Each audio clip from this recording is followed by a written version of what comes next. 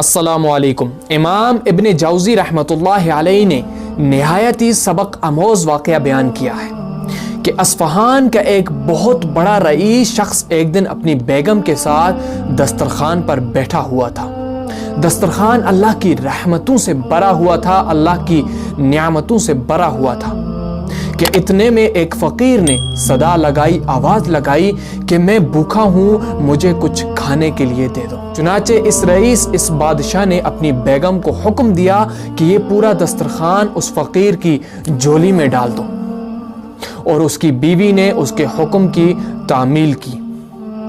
جب اس کی بیوی نے اس فقیر کو دیکھا تو زور زور سے رونے لگی، تو اندر سے شوہر نے آواز لگائی کہ اے بیگم، آپ کو کیا ہوا ہے؟ تو اس کی بیوی نے کہا کہ جو شخص ابھی فقیر بن کے ہمارے دروازے کو دستک دے رہا ہے، یہ چند سال پہلے اس شہر کا سب سے بڑا مالدار شخص تھا، اور اس کوٹھی کا مالک تھا، اور میرا سابق شوہر تھا۔ ایک دن ہم ایسے ہی دسترخوان پر بیٹھے ہوئے تھے جیسے کہ آج بیٹھے ہیں، تو ایک فقیر نے باہر آواز لگائی کہ میں 2 دن سے بھوکا ہوں، مجھے کچھ کھانے کو دے دو۔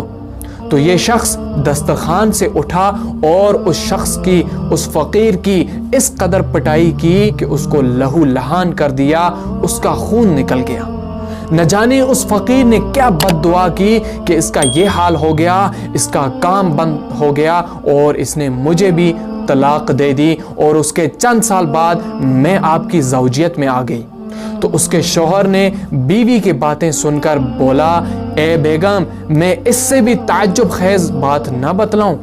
تو بیگم نے کہا، ضرور بتلائیں۔ تو اس کے شوہر نے کہا، چند سال پہلے جس فقیر کی اس شخص نے پٹائی کی تھی، وہ کوئی اور نہیں، میں ہی تھا۔ کتاب العبر میں یہ واقعہ موجود ہے۔ گزشتہ زمانے کا ایک عجیب نظارہ یہ تھا کہ اللہ تعالیٰ نے اس مالدار شخص کی ہر چیز، مال دولت، کوٹھی، حتیٰ کہ اس کی بیوی بھی چھین کر اس شخص کو دے دی جو چند سال پہلے فقیر بن کر آیا تھا، اور چند سال بعد اللہ تعالیٰ نے اس شخص کو فقیر بنا کر اس کے در پر لے آیا۔ بے شک واللہ علی کل شیء قدیر۔ تاریخ ایسے عبرت آموز واقعوں سے بھری ہوئی ہے، بس کوئی سبق حاصل کرے۔